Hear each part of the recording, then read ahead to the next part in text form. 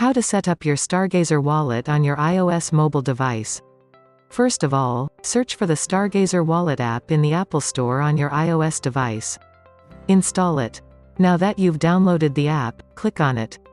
Once here, you can either choose to import an existing wallet, which you may have created on your computer, or click on Get Started to create a new wallet.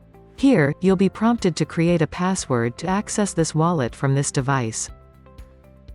Next you will create a recovery phrase, which is a series of 12 random words that have to be placed in a specific order. You will need to write down the words in the order they appear, which will be unique to your wallet. Make sure you keep these safe as they are the key to unlocking your wallet from any other device. You'll want to store them in a safe place. Because your seed phrase is so important, you'll be asked to verify it to confirm you've written it down correctly. Once you press on the words in the correct order, hit Validate, and your wallet will be ready to use. You are now ready to store and transact directly from your mobile device.